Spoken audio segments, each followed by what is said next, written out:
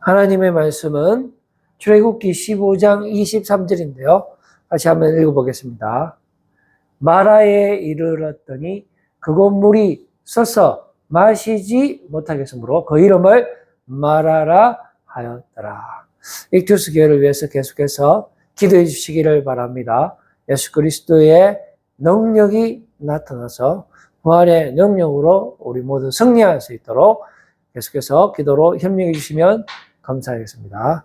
오늘은 익투스 처치 캠페인 65번째 오아시스라는 주제를 가지고 주님 주시는 은혜의 말씀 나누기를 원합니다. 자, 오아시스 그 다음 장 한번 볼까요? 오아시스는 이게 영국의 유명한 밴드 이름이기도 하죠. 제2의 비틀즈로 불리기도 합니다. 그런데 이름은 오아시스인데요. 그들이 이제 부르는 노래 가사 내용을 보면 상당히 슬픕니다. 이제 오아시스인데 내용은 어떤 내용이냐면은 한번 볼까요? 이런 내용입니다. 상당히 좋은 곳으로 내가 인도할 것이다. 낮인지 밤인지도 모르는 아무도 가본 적이 없는 곳으로 내가 당신들을 인도할 것이다. 그런데 그곳은 곧 사라질 것이다.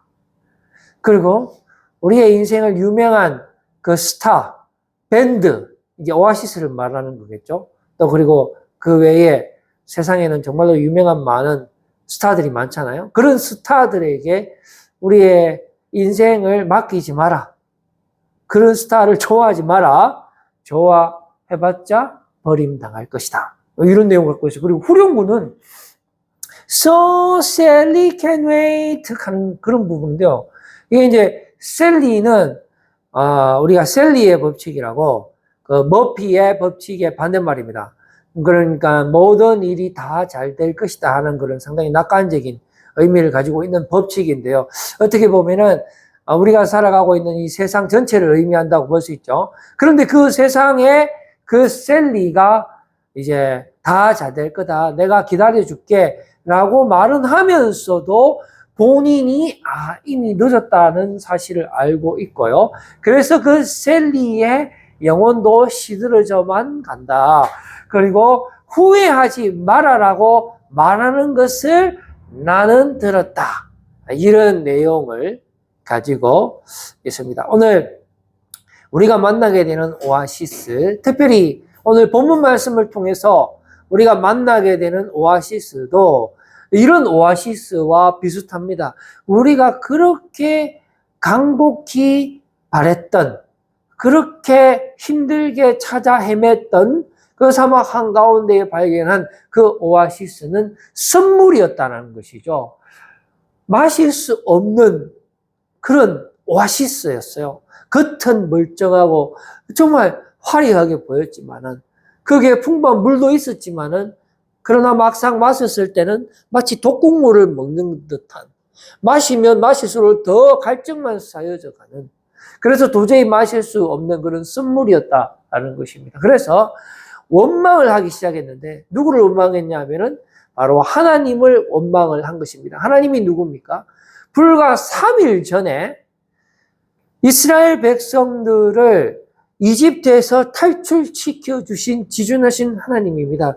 그 하나님께서 10개 재앙을 통해서 이집트의 모든 신들을 무너뜨리면서 이스라엘 백성들이 하나님의 나라를 시작하고자 하는 그들의 마음의 소원을 하나님께서 들어주면서 그들의 건국의 그 이념과 같은 그러한 나라가 시작되면서 하나님의 그 위대하심을 몸소 깨닫게 되는 그런 사건들이 있은 지 불과 3일 만에 하나님을 이제는 원망하고 신뢰하지 않고 다시 세상으로 돌아가는 그러한 모습. 하나님보다는 세상을 더 신뢰하는 그런 모습을 보여주고 있다는 것입니다.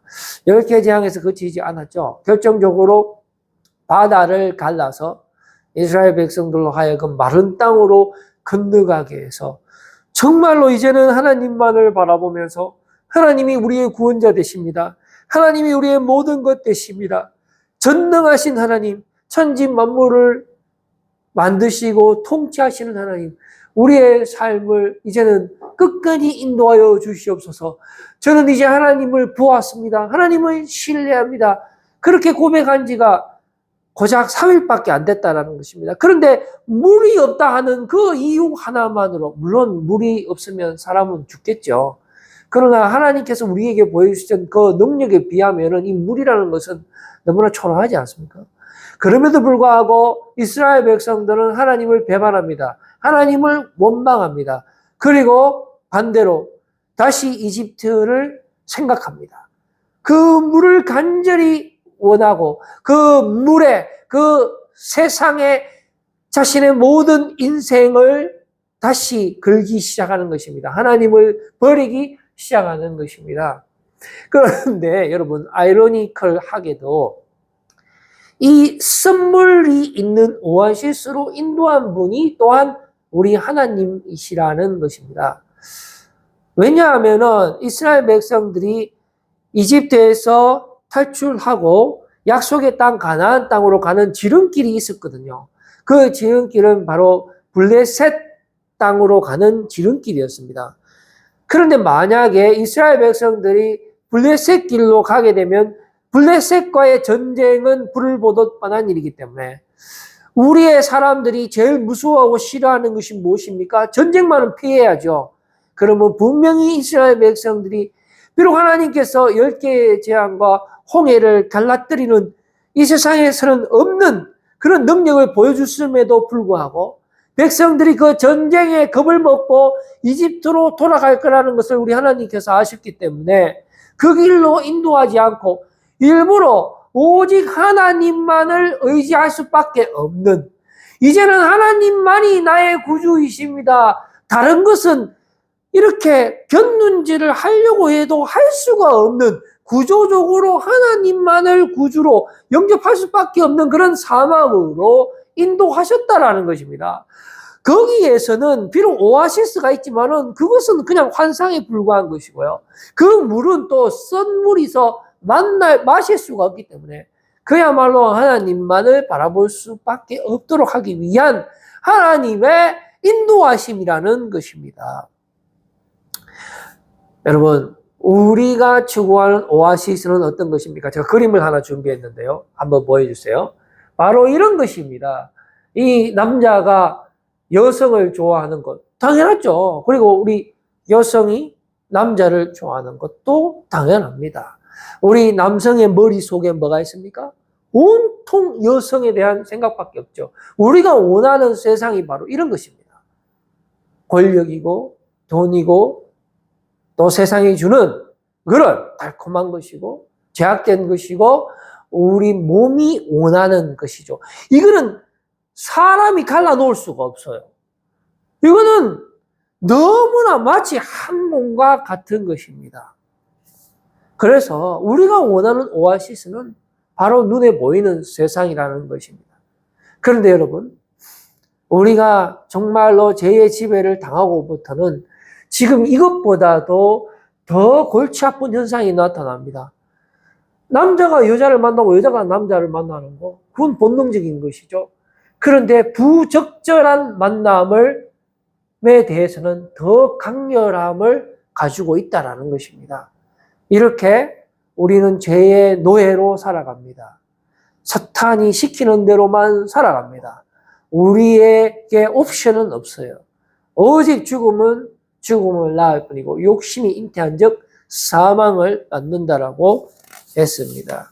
그래서 우리의 현 상태를 한번 볼까요? 우리의 현 상태는 우리가 추구하는 그 오아시스는 사막에 있는 그 오아시스처럼 한계가 있다라는 것입니다. 유통기한이 있어요. 우리가 원하는 세상, 눈에 보이는 세상의 모든 피조물들은 다 썩어지는 것입니다. 일정 시간이 지나면은 썩어 없어지는 것이에요. 영원한 것이 아닙니다. 우리는 그것이, 그 물건이, 그 재화가, 그 돈이, 그 어떤 대상이 영원할 것이라고 생각을 합니다. 그리고 내가 그것을 소유하게 되면 내가 그것 때문에 내 기쁨이 영원할 것이라고 생각하지만 그러나 절대로 영원한 기쁨을 주지 못합니다. 왜냐하면 그 자체가 어느 정도 시간이 지나게 되면 썩어 없어지게 되는 그런 유통기한을 갖고 있다라는 것입니다. 그리고 그 물건들은 모두 다 조작된 것이에요. 또 거짓된 것이고 결국에는 우리를 죽음으로 인도하는 것입니다. 그 물건들이 모두 다 공중권세 잡은 자에게 이용되기 때문에 그것은 우리를 유혹하는 미끼에 불과하다라는 것입니다.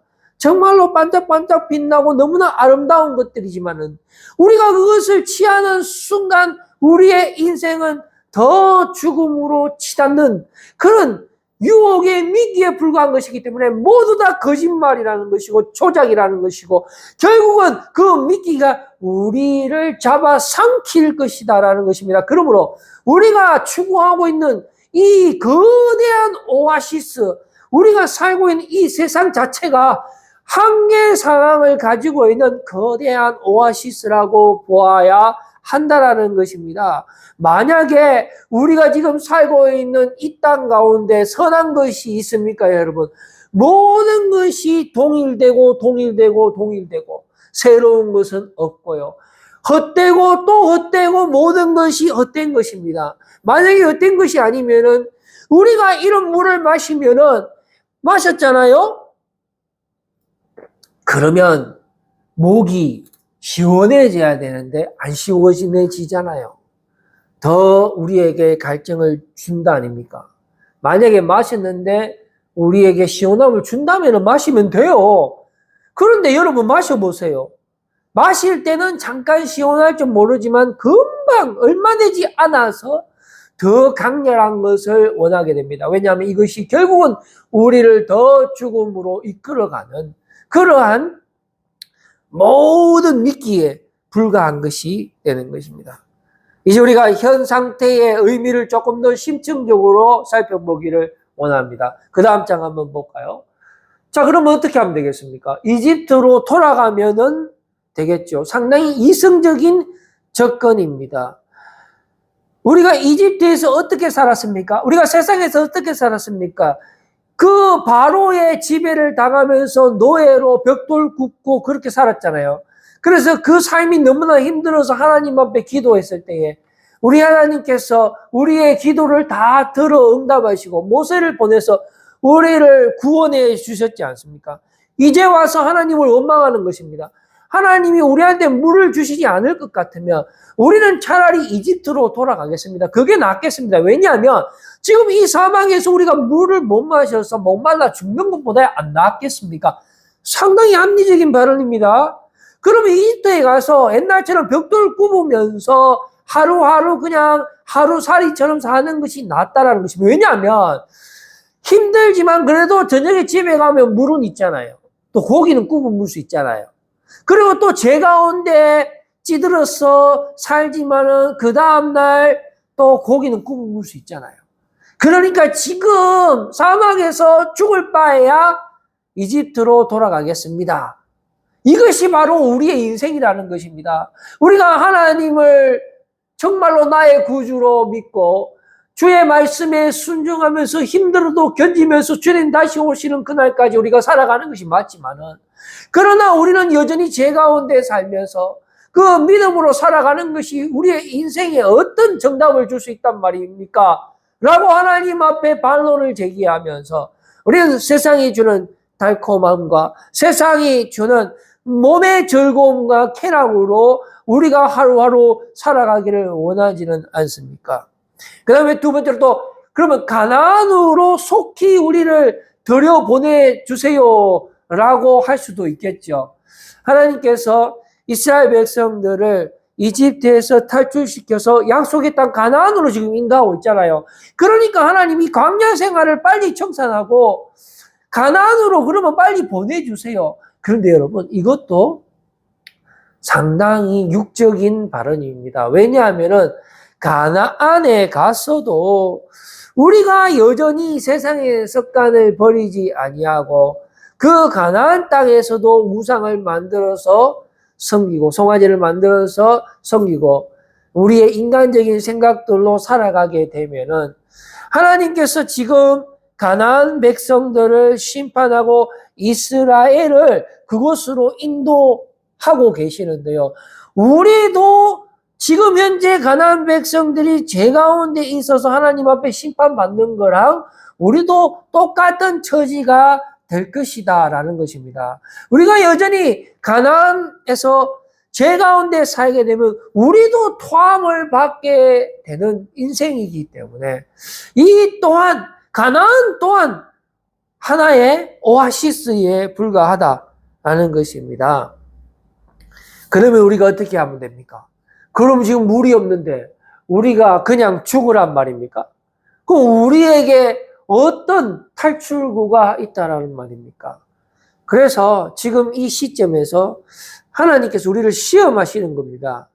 그것도 가장 어려운 시험이라고 할 수가 있습니다. 마치 하나님께서 아브라함에게 이삭을 번제로 바치라고 명령하신 그 시험인 것이죠. 그것은 우리가 살인자가 되는 것인데 우리가 해서도 안 되고 할 수도 없고 우리의 이성적으로 과학적으로 합리적으로 도저히 수행할 수 없는 하나님의 명령이고 하나님의 시험이 되는 것입니다. 그러나 우리는 그 어떤 경우에서도 하나님을 신뢰하고 믿음으로 살아야 되는 것입니다.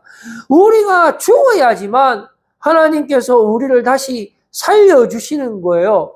우리가 비록 죽을지라도 그리 아니하실지라도 하나님이 나의 구주 되시고 아브라함처럼 이렇게 생각하는 거죠. 내가 이삭을 죽인다 할지라도 하나님께서 다시 살려주실 것이라는 그런 믿음이 지금 이 시점에서 우리에게 필요한 것입니다. 어떠한 상황이 온다 할지라도 나는 세상을 쫓아가는 것이 아니라 하나님을 쫓아가겠습니다라는 그러한 믿음이 필요합니다. 그래서 오직 의인은 믿음으로 말미암아 살리라라는 그런 우리의 고백이 우리에게는 정말로 생명과 같은 말씀이 되는 것입니다. 히브리서 11장 3절 말씀 보니까 믿음으로 시작하잖아요. 모든 세계가 여러분 믿음으로 하나님께서 만드신 거예요. 우리가 눈에 보이는 세상이 결코 다가 아닌 것입니다. 이 보이는 세상은 모두 다 우리 하나님께서 만들어 주신 거예요. 그것도 믿음으로 만들어 주신 거예요. 그래서 우리는 믿음의 눈으로 이 세상을 신으로 섬기는 것이 아닙니다. 이 피조물을 우리가 섬기고 그것들 때문에 우리가 낭망하고 살아가는 것이 아니라 이 피조물을 만드시고 창조하시고 천지 만물을 통치하시는 그 하나님을 우리가 경외하면서 그 하나님을 믿으면서 그 하나님을 바라면서 주님 주시는 그 길을 그 사명을 우리가 감당하면서 그를 가야 되는 것이죠. 믿음으로 모든 세계가 하나님의 말씀으로 지어진 것이에요. 그래서 우리에게 중요한 것은 말씀이라는 것이죠. 세상이 중요한 것이 아니라 하나님의 말씀이 중요한 것입니다. 왜냐하면 그 말씀으로 이 사물들이 만들어졌기 때문에 우리가 이 사물을 우상으로 만들면 안 된다는 것이죠. 우리는 이 사물을 만드신 하나님을 바라보아야 한다는 것입니다. 하나님의 말씀으로 지어진 줄을 우리가 아나니 보이는 것은 나타난 것으로 말미암아 된 것이 아니니라라고 말씀해주고 있다라는 것입니다. 이제 구체적으로 시험 문제를 한번 풀어볼까요? 한번 봅시다. 자, 시험 문제입니다. 출애굽기 15장 26절. 이거는 이제 십계명보다 더 빨리 주어진 하나님의 말씀이 되는 것입니다. 한번 읽어보겠습니다. 이르시되 너희가 너희 하나님 나 여호와의 말을 들어 순종하고 내가 보기에 의를 행하며 내 계명의 길을 기울이며 내 모든 규례를 지키면 내가 애굽 사람에게 내린 모든 질병 중 하나도 너희에게 내리지 아니하리니 나는 너희를 치료하는 여호와임이라라고 말씀해 주고 있습니다. 이것은 무엇입니까? 하나님을 신뢰하고 하나님의 말씀으로 살아갈 것을 우리에게 가르쳐 주고 있는 것입니다. 세상을 따라가는 것이 아니고요.